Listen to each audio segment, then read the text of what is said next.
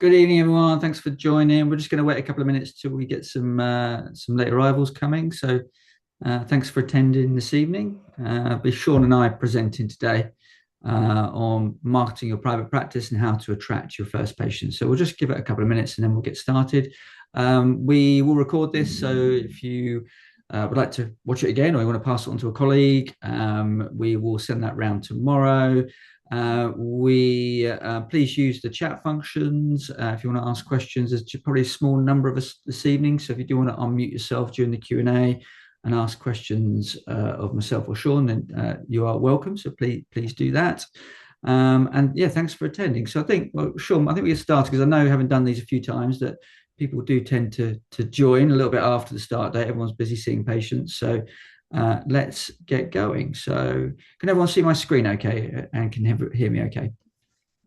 Great. Yes. Okay, fantastic. Okay, so we've been running these webinars now for about 2 years. They are designed to help you navigate the world of private practice. We've covered a whole host of topics, which we'll cover in just a second, but they're designed to help you avoid the common pitfalls and mistakes we often see, help you save time and money by helping you guide you through those essential steps of planning, launching, growing your private practice. And then we help build value in your practice, or we hope these webinars will help build value in your practice and help you become more successful. So these are just some of the topics that we run over the course of the last few years. The first one we did was back in March 2024, was all about getting started and how to plan for your private practice while you're in the NHS and thinking about it. We've done a lot on technology this year and AI. CQC is a really hot topic. There's a real surge of activity and registrations taking place, but there's lots of other topics that we've covered as well. So these are just a few. If you'd like to see any of these, we have got recordings of them all. We send around that PDF. We have got a WhatsApp group that we share that on, but also we send it around via email. Simon, just to jump in real quick, Sure. I'm still on your first slide. Oh, okay. I Thank believe you're showing the third slide. You were talking through the third slide, but I can just see the first thank, one. thank you for stopping me. Sure. Let's try that again. Yep, now I can see the right one. That's Okay, perfect. great. Thank you very much. So if you're not familiar with Designated Medical, we are a full service consultancy for private healthcare practitioners and clinics. We have a whole host of different services that you can access. So you can pick and choose the ones that are relevant for you. But the idea is really to help you sort of grow and succeed in private practice, focusing on the patients, focusing on the best outcomes for them. And then where we can help you is in the back office, whether that's with consultancy or financial management, resourcing through our medical PA team, CQC, or marketing, which is what we're focusing on today. So, but many of you, I'm sure, are familiar with who we are and what we do. Today, I'm really happy to be joined by Sean. Dexter. Sean is our SEO lead and sort of digital marketing guru. We have been working together in private practice together with various clients over the last sort of 5-6 years. He's got over 10 years experience in digital marketing. Like I said, he focuses on sort of SEO, which will come on today, search engine optimization. Need to make sure, Sean, we don't go too much down the jargon route tonight. Google ads, meta ads, and we're going to cover some of these topics today in a bit more depth.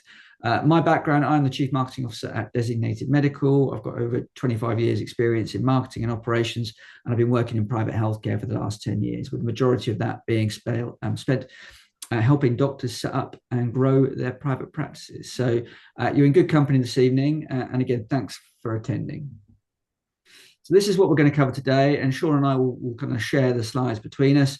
Firstly, we're going to start about the mindset shift and that idea of if you're just starting out on that journey from the NHS into private practice, and how you need to really shift your mindset away from, seeing patients in the NHS, where you may have a long queue of patients every day, to perhaps not having that situation in private practice when you're first starting out. If you have, then you're very lucky. We'll talk a lot about knowing your patients and knowing the patients that you want to have in the future, but also those that perhaps you don't. We're going to talk about really getting under the skin of the patient, really understanding who they are, what they're looking for, and how you're going to reach them. We'll introduce the concept today of the acquisition funnel, and that will help understand how we attract people, how we build your visibility, how you can start to generate inquiries, and how they flow through the acquisition funnel, so that in some cases they obviously book with you, but also that they may come back in the future or refer you to friends and family and kind of colleagues. Sean's going to go into a lot more detail around marketing channels. We did talk about trying to cover a lot more today, but I think what we're going to do is just focus on 2 or 3 marketing channels today to give you a bit of an overview of SEO. We're going to talk about AI SEO, which is a new concept, which is really developing quite quickly, and also LLM kind of visibility, which again Sean will cover in a bit of detail. We'll also cover referrals, professional referrals, because that's a really good source of marketing for you and building sort of your GP and consultant network or other consultants that will be referring patients to you.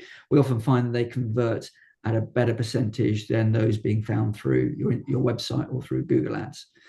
Finally, we'll cover some common mistakes and how you can avoid them, and then a quick summary and Q&A before we finish. So we hope it will last about 30, 40 minutes. So bear with us and we'll get started. Okay, so I've touched on this already. I think you'll know about this in terms of the NHS, and that patients find you in private practice. You've got to find them. So you've got to build your visibility. You've got to build that kind of trust.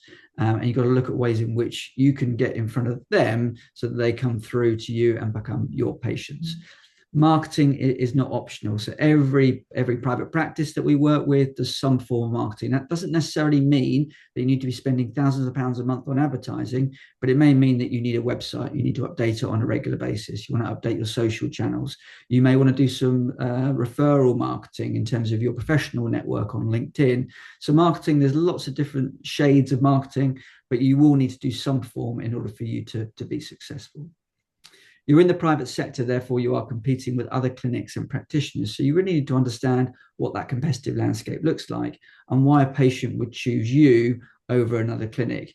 Being just another GP practice or another menopause clinic is not going to cut it. There's a lot of competition out there, and you really need to sell your USPs, whether that's your clinical qualifications, your background, the patient service that you deliver, but really focusing in and zeroing in on why a patient should come to you. Sean will talk a lot about how time invested in marketing, certainly in those early days, can really pay dividends over the long run. And that can really help enhance your reputation and grow your practice, where we don't actually need to do a great deal if you've got the right foundations in place. And as I've touched on already a couple of times, thinking like a patient, what are they looking for? What are the conditions and symptoms that they're experiencing? What are they looking for? What are they searching for? Where are they going to be online? And how do you make sure that your practice shows up when they are starting that search and starting their journey? So a very different mindset to perhaps what you may be used to in the NHS. And we do have, a number of different clinicians that we work with over the years that do, ask for our help, and they do expect on day one to be busy. And we have to explain to them that's not going to be the case in many instances. If you are busy on day one or week one, then that's great. You've obviously done a really good job. Now, before we even think about marketing and going out to your audience and going out to the market, and you need to think about your practice. You need to be thinking about the value proposition. We talk a lot about what is your practice? Can you describe it in 30 words or less? What are the conditions that you're treating? What are the treatments that you're offering? Who are the typical patients that you have? And what are those tangible benefits that you're delivering? So we always try to get to our doctors to really try to describe this in a really kind of concise way. That enables us to then deliver that consistent messaging, whether you're advertising, whether it's through your website, whether it's through your Google Ads, whether it's through your medical PA telling your patients about your practice. You need to make sure that you're consistent across every different channel. Also mapping the patient journey, so that if you do grab someone's interest and they do land on your website or they call you up, how are they going to book? How are they going to engage with you? What is the response that they're getting? We often find that speed of response is really, really important. Patients will often book appointments outside of clinic hours, so Monday to Friday, 9 to 5:30. So if someone's sending an inquiry in at 8 o'clock at night, how are you going to make sure that it's a really timely response? Because they may have given themselves a window of 30 minutes to search for a private clinic. So that patient journey, making sure you're mapping that in detail right the way through from first awareness through to booking is really, really important. The competitive landscape is important. I mentioned there that in the private sector, you are competing against other clinics and other practitioners. So you need to think about where you're going to be positioned, this is just a very typical example, but whether you're going to be a premium clinic, you really want to be the top of the market, you're offering the best technology, the best level of service. Maybe it's your location, perhaps it's your qualifications, you need to leverage those. Or are you going for a more affordable option in the private healthcare market? And are you going to be specialist or generalist? So understanding where you'd like to be in the market and where your competition are going to be really important for that messaging, because patients will have a choice and they'll be assessing your clinic based on the messages that you send out there. Now, a really good example of knowing your patients is building personas. And Sean and I do a lot of this work with our clients, where this is a good example of a private GP practice, and really being clear about the types of patients that are going to be attracted to you and the types of patients that you're looking to attract to your clinic. So here's a good example of a private GP practice. You've got 3 different personas here. You've got Gemma, who's 27. She is perhaps a graphic designer working in Manchester. She's in a relationship, and actually her priorities right now are that she wants to get pregnant and she wants to have a healthy pregnancy. So maybe she's after kind of fertility treatment, or she's pregnant and wants a really good healthy pregnancy. Now, the things that she's going to be looking for online, her search terms, which Sean will come on to, are going to be very different to that of Amanda, who is approaching 50. She's got a good income. She's a managing director. She's got a busy married life. She's got 4 children. And what is she looking for in a private GP practice? Perhaps she's looking about work stress, better work-life balance. Maybe she's looking for a kind of family solution, which is going to enable her to spend more time in work because she's the main breadwinner in the family. So understanding, again, what she's looking for is very different to Gemma and very different to Mary, who is perhaps in a more elderly persona. Maybe her priorities are about longevity and improving her health. Now, again, what Mary is not only looking for, but the channels in which she'll be using to find a clinic like a private GP clinic may be very different to that of Gemma, who's coming through at the age of 27. So it's really understanding and getting under the skin of your patients, or the patients that you want to have in the future, and understanding the channels that are going to work for them. Now, I mentioned at the top of the webinar about the patient acquisition funnel. And when we think about marketing, this is a typical kind of like framework that we're thinking about. So initially, when you start out, you're going to be looking at different marketing channels to build awareness in the market amongst those patients that you're looking to attract. So typically, and again, Sean will come into a bit more detail on these, search engine optimization with your website, thinking about your social media profile, maybe using Google Ads on certain keywords, maybe you're doing some PR or local PR. All of a sudden you start to build awareness and people start to find out about your clinic. When they land on your website, they get to the interest stage, or maybe they've landed on your socials. At this point, they are considering you, and are you the right clinic for them? So they're looking at things like Google reviews. Maybe they're looking for Trustpilot or Doctify. They're checking you out on LinkedIn and your social platforms. So they're looking at them. At this point, they may be making a decision about which clinic is going to be right for them, and that's where that consistent messaging is really important. So having your Google reviews front and center of your website is going to be really important. Now, when they've decided actually that they want to go ahead with you, then they're going to submit an inquiry. So they come onto your website and they may get in contact with you by phone. Live chat is often a function now that's used on websites. They may send an email into your inbox, or they may submit a website form. So having lots of different channels available, because every patient's different. Some may like to use the phone, some may be looking just to submit a website form in the evening. But the speed of response here is going to be really, really important. So again, thinking about the marketing channels and the communication channels to shift that inquiry into a booking where they become a patient for the first time.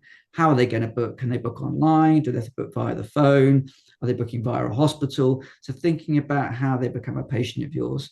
Now, ultimately, what you want them to do is have a really great first-time patient experience or repeat patient experience. So they start talking about you and becoming referrals. And now we're going to use a different blend of marketing channels throughout this acquisition funnel to help drive people through the funnel as smoothly and as quickly as possible. And that's really what today is about. And we'll talk today a lot about the awareness at the top. So how we're going to be looking at those channels that are going to help build awareness and visibility and build trust in your clinic. And that's what Sean is going to come on to now. Absolutely. So when we're talking about the awareness stage and marketing channels in general, essentially every form of marketing, I believe, will fall into one of these 3 groups. It's either owned marketing, and these are going to be channels which essentially owned entirely by you, outside of perhaps a one-time payment if you paid someone like Designated to handle the web build. But all of these channels, from your website to the blog and the information and the resources that you have, to your social media platforms, all the way down to the patient experience and the different touch points the patients are going to have with your clinic, that is entirely owned by you. You don't have to consistently pay to get attention and to change things on those platforms. It is owned by you, and you can control the messaging. And it's incredibly important, all of these channels, because these are going to be what separates you from your competition. This owned media is going to be what differentiates you from being a premium private practice to perhaps a private practice that someone might look past, which is obviously not something that is being aimed for. On the other side of that, there is paid marketing channels, and any paid marketing channel, from PPC, this is pay per click, essentially Google Ads. You pay Google for every single click and every single visitor that comes to your website. Any other form of advertising or sponsored or boosted posts, which would be done on social media platforms like Facebook or Instagram, direct marketing, event sponsorships. Paid marketing channels are going to be very much tied down to the fact that you will get a lot of awareness from these platforms so long as you're paying them. You're exchanging money for attention and awareness and clicks. If you stop exchanging money, you will no longer get that attention and awareness and clicks. Not that that's a bad thing necessarily. If you have a good marketing strategy in place, and we're definitely going to cover some of this later on, the money that you're exchanging for that attention and for those clicks that are coming to your website will, in a lot of cases, have a very strong and positive ROI. But there's a lot of things that go into that to make it a positive ROI. The last channel to be aware of is earned marketing. And this quite simply comes down to doing a fantastic job with your patients. This will be reviews, word of mouth, referrals from GPs, which will be a significant potential driver of new patients, all the way down to media mentions and SEO, which technically isn't earned by doing a good job with your patients, but it is an earned platform whereby over time, by doing a good job on your own platform, such as on your website and on your blog, over time, the algorithm will reward your website by giving you more organic visibility on the platform. And naturally, off the back of that, more and more patients will find you. So this is just something to bear in mind as your private practice grows. No matter the marketing activity you're doing, it is likely going to fall into one of these three groups. And on the next slide, we're going to talk a little bit more about each channel. So I think this will probably be, in my opinion, potentially the most useful slide in this presentation, because this is going to give you a bird's eye view as to every major marketing platform that has the potential to drive high quality patients to your clinic to become paying customers of yours. So we're going to start off with SEO and AI visibility. For anyone that doesn't know what SEO means, it means search engine optimization. It is the art and the skill of ensuring that your website shows up highly on Google. So if someone is typing in menopause clinic London or testosterone clinic London, or anything that indicates that they have a high intent to solve a problem, that you show up.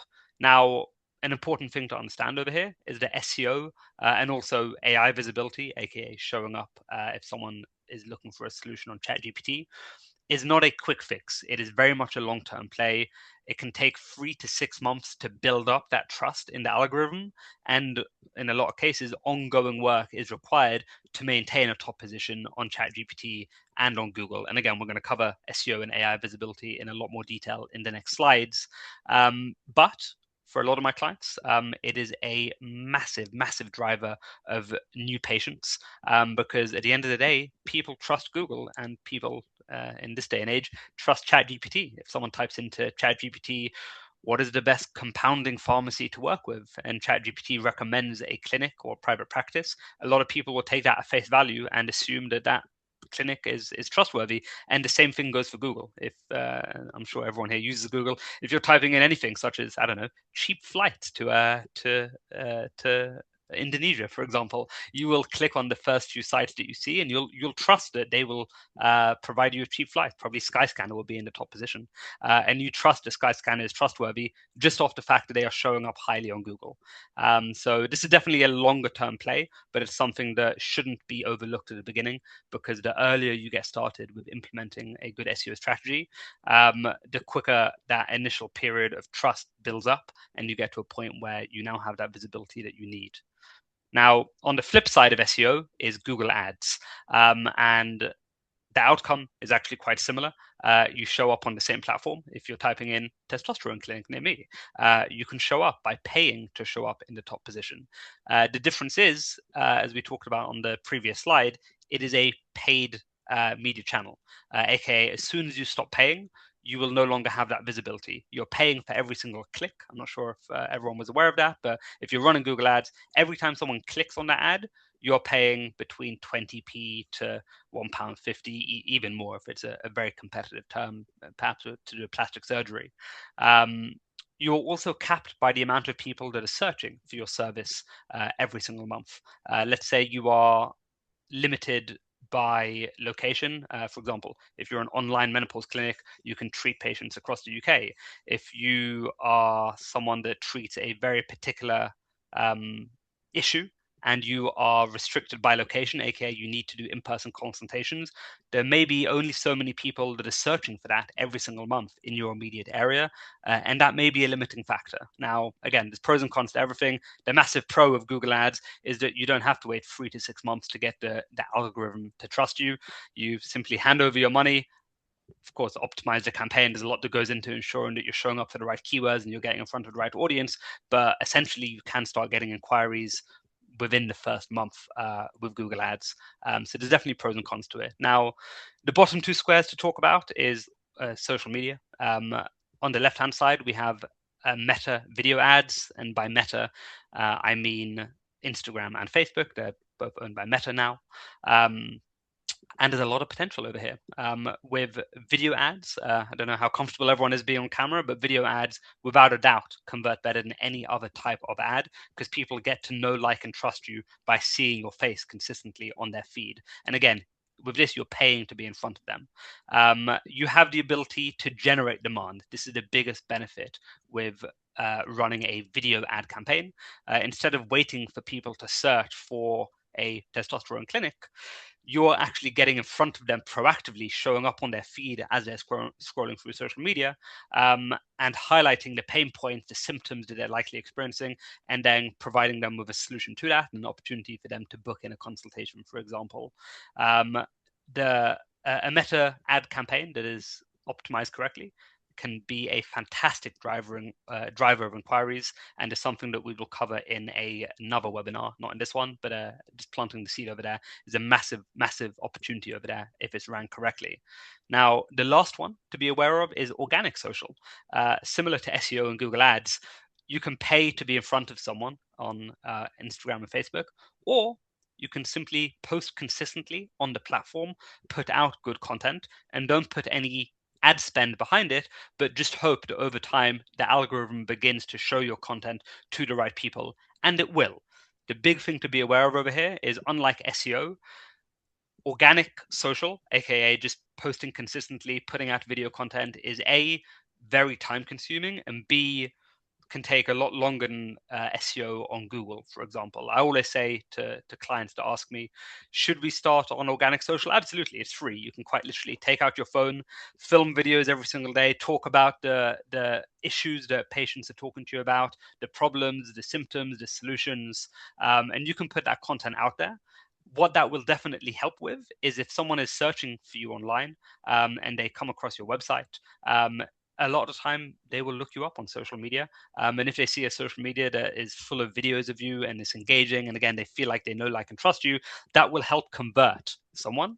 But don't expect new patients to find you from social media initially, unless you happen to go viral in the first few months, which can happen.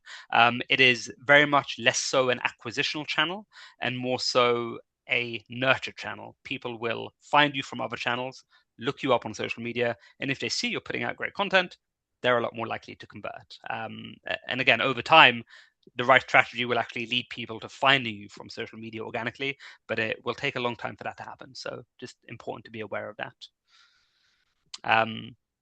So on this slide, we're going to talk about where should you focus. We've talked about a few things previously, and we've got stars next to a few of them. So SEO, AI, visibility, referrals, organic social, Google ads, LinkedIn, meta ads, email automate. There's so many different platforms for you to focus on.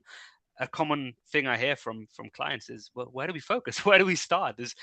It's almost and paralysis by analysis, or is that the right word to say it? There's too many different platforms to focus on at any given time.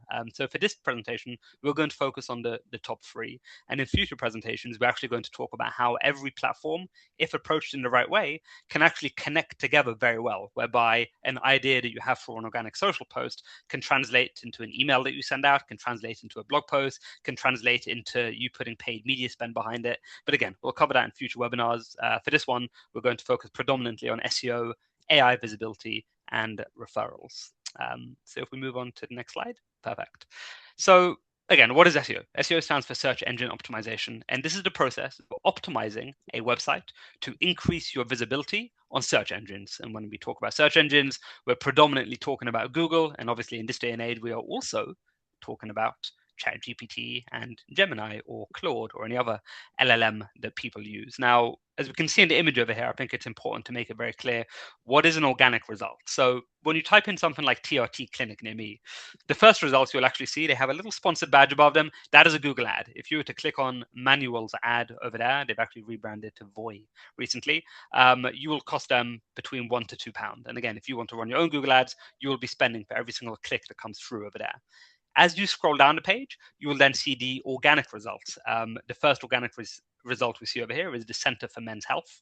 And they've got to that position over the course of several months or potentially several years of putting out good content on their website, optimizing their website. And again, we'll talk a bit about the strategy of how to achieve that in a moment. But over time, Google has decided to reward them and show them in the top position organically. So now if we were to click on Center for Men's Health's website, we wouldn't be costing them any money. They're not paying to be there. Google is rewarding them off the back of the SEO effort that they put in.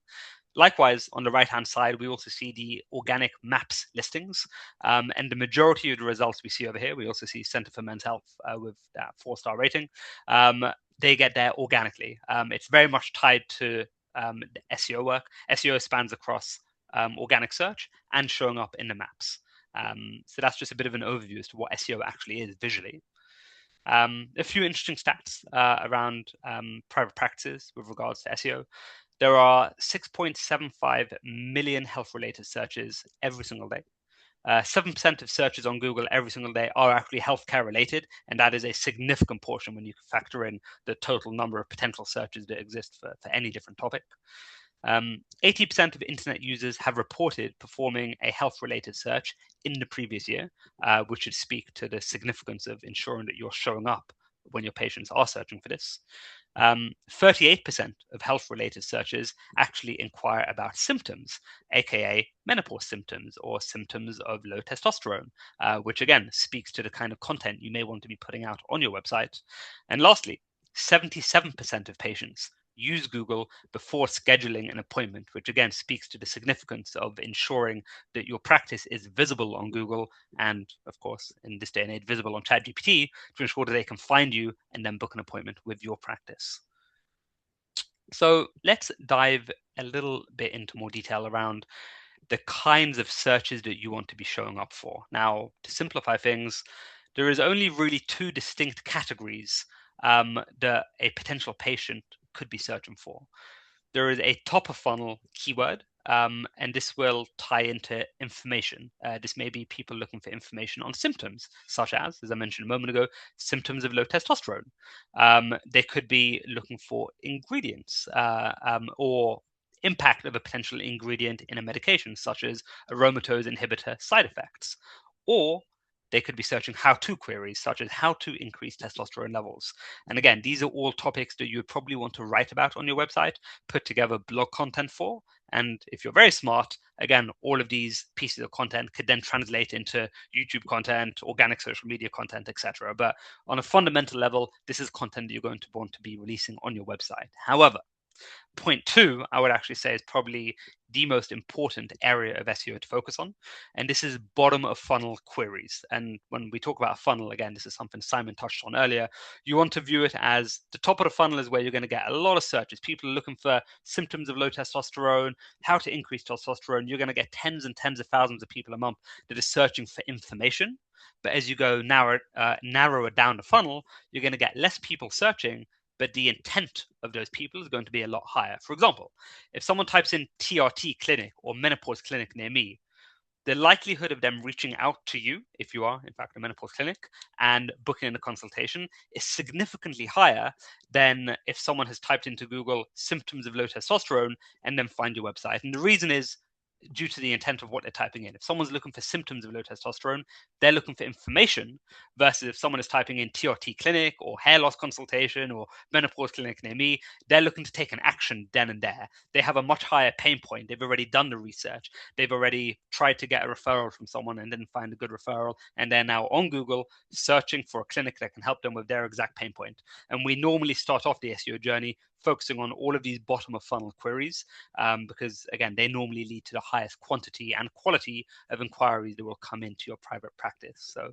hopefully that wasn't too much of an overload of information, but it's important to be aware of this as your website develops. Now, very important to start talking about AI visibility. I'm not sure how many people here are using ChatGPT, for example, to search up information or to search up an action-orientated decision. But I see across all of the clients I work with, more and more people are finding my clients on ChatGPT, on Gemini, on Claude. And over time, I foresee people using Google less and less. Or the flip side of that is that Google is going to stop existing in the way that it does right now, in my opinion, and is going to exist much more in the form of how ChatGPT operates, whereby you will ask Google a question and Google will just give you an answer. It will speak back to you in the same way as ChatGPT does. And it already does that to an extent. You can see when you type something into Google, it will give you the AI overview answer. And you can even click onto the left-hand side a lot of the time in Google and dive into what Google is calling AI mode. So it's incredibly important to be aware of the fact that more and more people over time are going to start having conversations with AI and look for recommendations. And they'll simply ask ChatGPT, what is the best TRT clinic in London? And ChatGPT will give them a few recommendations. And then people may follow up with saying, right, which of these three should I reach out to? Which one is the cheapest? And ChatGPT and Google and every other large language model is going to gather that data from multiple different sources. And again, that's something we're going to talk about in terms of how can you manipulate these AI models. There's a few different ways of doing it. There's information that you have on your website. There's information that you have external to your website. But these are definitely things that we should be thinking about now to get ahead of the curve before it is the go-to for everybody. So AI SEO, how do you do it? How is it different from normal SEO? First of all, some of you may come across some marketing online that says, oh, we specialize in AI SEO. I'm going to start off with saying there is no such thing. AI SEO is SEO. It follows the same fundamentals. The foundations are the same. If you want to show up highly on Google and train the algorithm to show your private practice, it's the exact same set of steps as what you do to get ChatGPT to recommend you, with a few additional bells and whistles. It is not 100% the same, but it is definitely not a reinvention of the wheel. And if we really had to simplify what those four areas are, what those fundamentals are, they will get Google to show you, and it will get ChatGPT or any other large language model to show you. It will be these four on screen over here. This is what we focus on across every client that we work with. Number one is your website. This is the hub of information that Google and LLMs like ChatGPT will gather their information from. They will look at the service pages that you have. They will look at the practitioner bios. They will look at the trust credentials on your website. They will look at reviews that you've written on your website or embedded from other platforms like Doctify or from your Google profile. And they will scan your website and crawl it and identify whether or not it should recommend you based on what you have there. I'm going to highlight something funny that I saw recently, as a matter of fact. There's a clinic I'm working with, and one of their competitors was being recommended on ChatGPT above them, but their competitor has terrible SEO on their website. So we dug into it to try to figure out why that is. And it turns out that their competitor simply wrote on their website, we are the best so-and-so clinic in London. they just wrote that on their website, and ChatGPT parroted that. So when someone typed in, what is the best so-and-so clinic, it mentioned this competitor of a client of mine, not because of the fact that they had any good SEO. It simply looked at their website and parroted that information. So this highlights the importance of having good content on your website. And if you are in fact the best and you can back it up with good reviews, feel free to write that on your website, because for the time being, ChatGPT is quite easy to manipulate. Point two is press coverage and PR. This is unbelievably important. This is normally something we work on with clients that are once we've set the foundations on their website with all the information, we start reaching out to journalists, national press publications, healthcare publications, and getting you featured on these publications, because it's incredibly important for LLMs and for Google to see your website recommended on other trusted publications. It gets Google and LLMs to trust you off the back of that. So if you have ever been offered an opportunity to be featured in any big publication, or if you have any connections to big publications, make sure you get featured there, because those features will directly impact Google's ability to promote you organically. Point 3 and 4 are quite simple. Consistent information everywhere. You want to make sure that the same name, services, and story that is on your website is also parroted across your social media profile, directories, Google business profile, etc. If you have inconsistent information, it will confuse Google, it will confuse ChatGPT, and that is definitely not what we want. And lastly, reviews and social proof. And again, we covered this previously in terms of earned marketing, but this is where earned marketing will positively impact other areas of your marketing. The more reviews you have, the more social proof you have. If you're on Doctify, getting lots of reviews over there, those would be the two big ones for private practice, Doctify and Google reviews. Not only are people going to trust you more and significantly increase the likelihood of them actually reaching out to you, but guess who else is going to trust you more? Google and ChatGPT. They crawl your reviews, they look at the content of those reviews, they look at how detailed those reviews are, and that will impact whether or not they choose to feature you over a competitor. So those are the 4 key areas I would say is important to focus on from an SEO point of view. On the referral side of things, Simon, do you want to chime in on this, and I'll tap into some of the SEO elements? You're muted, Simon, on your side. All right. Thanks, Sean. Yeah, so referrals, I think we've obviously there's a lot of depth here when we're going into today. We're just scraping the surface, and we'll go into more depth in subsequent webinars. But outside of kind of SEO and AI SEO and LLM visibility that Sean's touched on, there's also the point which is thinking about that kind of professional network that you've got. This can be, I think, a form of earned kind of traffic or earned referrals that you can build through. So what we typically find, and we work with many practices on their marketing, is that this is a really good channel, one to probably prioritize along with some of the comments that Sean's made, mainly because typically referred patients will convert. It doesn't cost you anything. It's a much lower cost per patient to acquire those people. They tend to be very serious, so they will convert at a much higher rate. And they will continue to perhaps come back over time, but also refer you to other people too. So, typical way of looking at this is, before you start out, think about where your patients might be, going back to those personas. Where would they might be? What other practitioners are they seeing? Who else is operating in my kind of world? And then start to build out perhaps a nice email with a PDF, or, a nice kind of photograph, talking about your clinic, your specialisms, your unique selling points, and how you look after patients, and about patient care, how important it is. Making yourself easy to find. You've already heard Sean talk about that today. So making sure almost like a website now is so important, because of the evolution of SEO and AI, but making sure, you've got your Doctify or Trustpilot reviews, or I want great care, your Google reviews, making sure you're easy to find across all those different kind of channels. Nurture those GPs with content, so a monthly newsletter or a post on LinkedIn. I've been working with a gastroenterologist recently over the last 2 years or so, where he's been doing an A to Z of gastroenterology with a nice kind of image, detailed A to Z, and he's been doing that now for the last kind of 2 years, and that generates a constant stream of referrals for him, which are those high quality referrals or inquiries that are converting at a much better rate. And then, always think about where your where your patients are coming from as well. So speak to your medical PA when they're booking in those patients. Ask, where did you first hear about us? You may find that you've got 2 or 3 consultants or GPs that are referring you on a constant basis. So a nice thank you, a nice little letter to say thanks for the referrals may generate more referrals. So it's one of those channels that's often neglected amongst all the technology and all the developments in kind of digital marketing. But this is a really simple one that you can do without a huge amount of effort that can really yield the results that you're looking for. Sean, is there anything you want to touch on regarding referrals? No, you covered it perfectly. The only area I was going to focus on is, of course, making yourself easy to find, and we've covered that. As much as possible, make yourself easy to find and make sure that when they do find you, they land on a website that is high quality, speaks to your qualifications, and speaks to the quality of service that you're able to offer, which will factor in with the Doctify and the Google reviews. Great, thank you.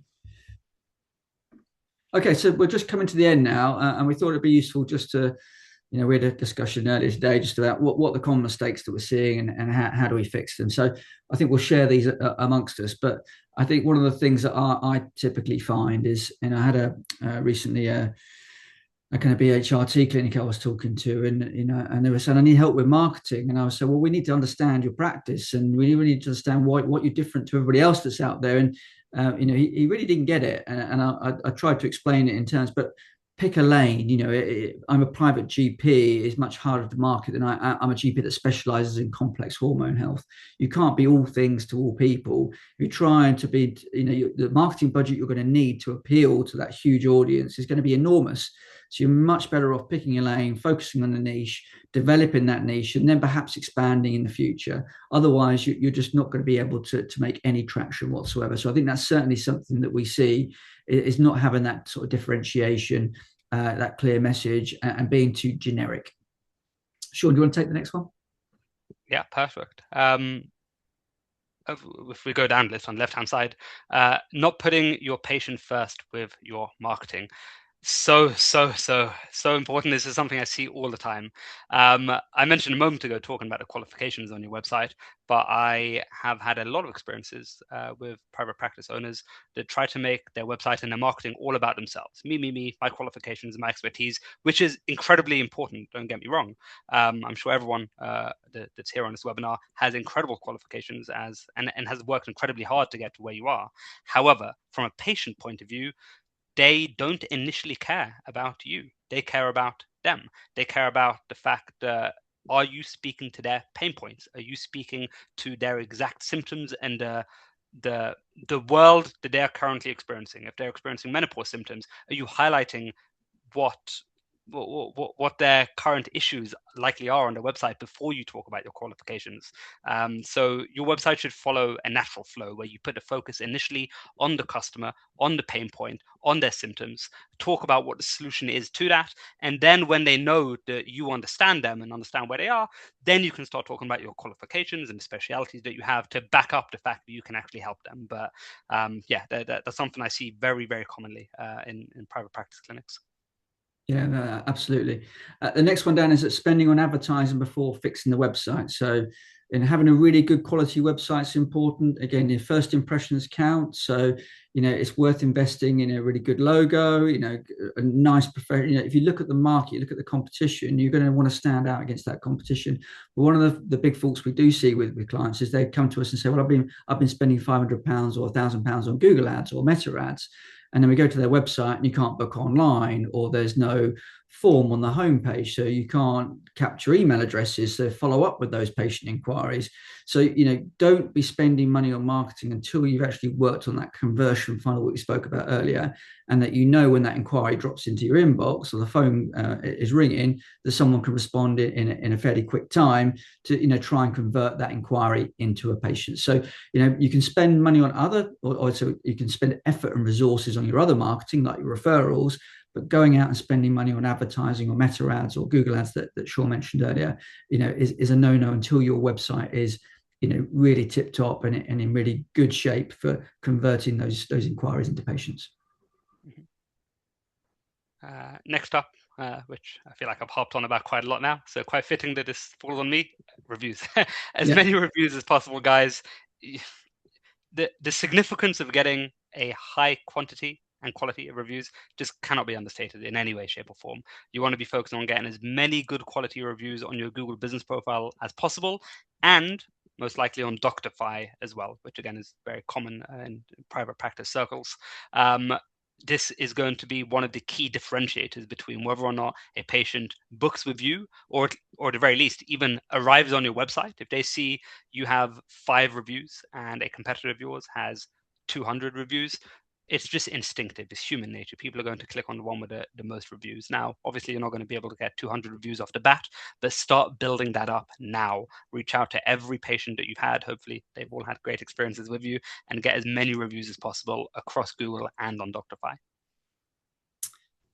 Great, thanks, Sean. Not following up on missed inquiries, but believe it or not every patient books immediately. As much as we'd like them to do that, it is actually part of a journey. They've submitted an inquiry perhaps on a Friday evening. If they may not respond on that first follow-up, but this is where the medical PA is really, really important, or whoever you've got working within your clinic, answering patients, dealing with patient liaison, because you're going to need to work on what the pathway you want them to focus on. So, when do they email? When do they follow up? When do they kind of call the patient? But you typically find that you'll get a much better chance of conversion if you're working on a kind of multi-pronged approach rather than just following up once and that's it. Where is that data going into your CRM? Are you sending out a monthly newsletter? Are you focusing on different kind of topics? All of these are really good ways of following up on missed inquiries, because they may not convert now because they may not be ready, going back to that top of funnel, bottom of funnel approach that Sean mentioned earlier.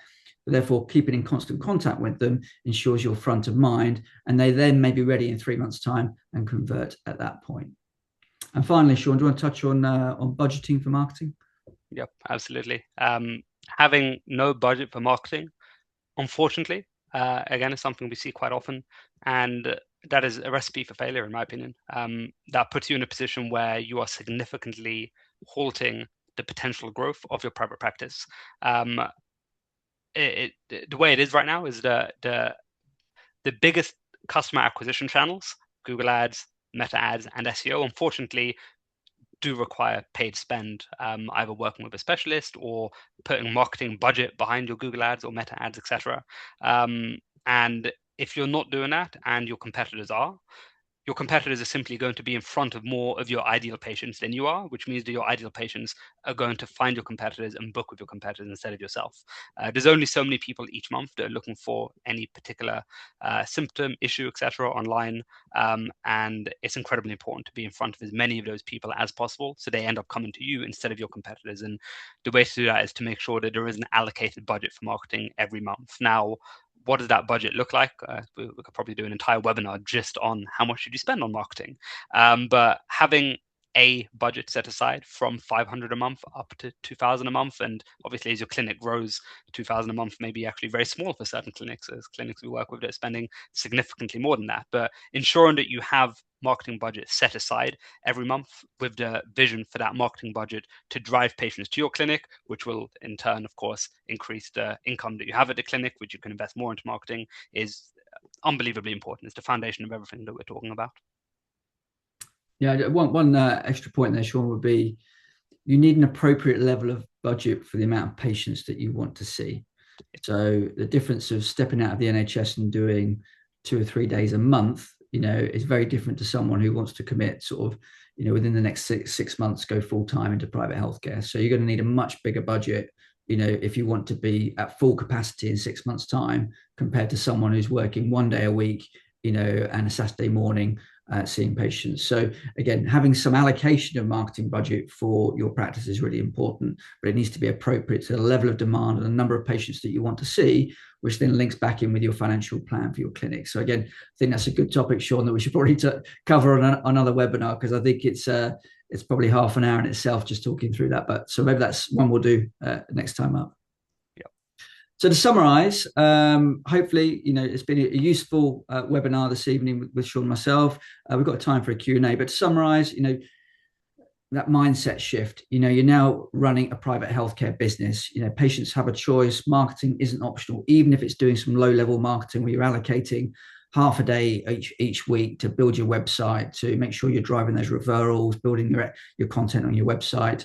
Again, all appropriate depending on the level of patient inquiries and patients you want to see at your private practice and the speed that you want to go at. Understanding your patients that you want to see. It's really important also to know the patients that you don't want to see. And we see that certainly with certain clinics where they start to attract a lot of NHS type patients that aren't willing to pay. You don't want to be spending a lot of money, on patients that actually are not going to be right for your clinic because they can't afford your services or they're just not the right type of patients. So being really clear, who are those patients you're looking to attract and how are you going to differentiate yourself from the competition? Hopefully today's introduction of the patient acquisition funnel has been useful, so you can sort of see that progress through the funnel from initial awareness and the SEO and the AI work that we've talked about today and referrals right the way through to those sort of later stages, but understanding how you're going to move those patients from kind of awareness through to referral as smoothly and as quickly as possible. Sean's done a great job this evening. If you want to find out more about, these marketing channels we've spoken to today, we'd be very happy to do a follow-up webinar on them. But as you can see, there are a multitude of them, and it's about finding the blend that's going to work for you and your practice, which may be different now to what it may be in the future. So just understanding those marketing channels. But as you can see, they are evolving all the time with the LLMs and the AI SEO, and they will continue to move at a pace. And that idea of not wasting marketing, budget. Don't go out there, start spending straight away. Make sure you've got a really good website. Make sure that conversion process is in place, and test that channel, test that booking pathway, that patient journey before you start spending money on advertising. But make sure you do have a budget, or even if it's a small one to start with, and you're going to be managing the marketing for yourself. So hopefully that's been a useful sort of 40 minutes or so. Does anybody have any questions? Here is two or three that we discussed earlier, which we thought might be quite useful. But if anybody does have a question, do jump on the chat and do put something in the chat, or feel free to unmute yourself, and we can talk things through. If we don't have any questions, I'll sort of go through these with you, Sean, if that's okay. So, how much should I budget for marketing when I'm just starting out? I think, Sean, you mentioned a sort of minimum spend of around sort of £500 per month. I think it is probably an absolute minimum. A typical website is going to cost you, yes, you could build a website yourself, but a really good professional website is going to cost you in the region of about £4,000, because again, those first impressions count in private healthcare. And you should be looking at probably, £500 to £1,000, if not a bit more in that kind of first year. And then as you want to get busier and busier and you're starting to bring on new associates, you're starting to bring new clinicians on board, you'll be thinking about spending more because you need to be busier to drive the revenues in the clinic. So that's but I say £500 to £1,000 for the first 6 months is probably a good benchmark. Anything to add there, Sean? Yeah, no, I'd agree with that. I think with marketing and paid marketing in particular, there is unfortunately a minimum spend whereby beneath a certain threshold, you're simply not giving the algorithms enough data, or the person that's running your ads enough data and insight to figure out what's working. AKA, if you only have an ad budget of £250 a month, in most cases, I'd recommend don't spend it on ads. Put that £250 towards not ads for sure, because you're just not going to get enough feedback from the platforms to understand what landing page is working best, which video ad is working best, etc. And obviously, the more budget you have, the quicker you can get that data, figure out what's working, figure out what's not working, and then allocate, spend, and double down on what is working. But yeah, that's the only additional thing I'd add over there. Okay, thanks. You don't need a marketing agency is the answer to this question. You can do it yourself. These webinars are designed to help build your knowledge so you can actually start to learn about some of these techniques. And if you do, want to do it yourself, obviously you can learn. It takes time. Sean and I have been working in digital marketing for many years. So I'd say the number one thing that we find with our clients and consistently is they're time poor. They're seeing patients, day in, day out, they're working long hours. And the last thing they really probably want to do when they get to the weekend is they start thinking about the marketing that they need to do rather than spending time with their family. So if you can allocate that time, if you can find half a day a week to, write a piece of content, to, build a web page, to think about kind of like, an FAQ section on your website, then great. It takes discipline to do this, week in, week out. I'd say 95% of cases, our clients want us to help them with their marketing because they simply just don't have the time either to do it and execute it or to learn what needs to be done. And it is moving quickly. So yes, you don't need a marketing agency, but you need to be disciplined and you need to allocate that time, to do the work week in, week out. When should I start marketing? Perhaps I'll start answering this, and then Sean can follow up.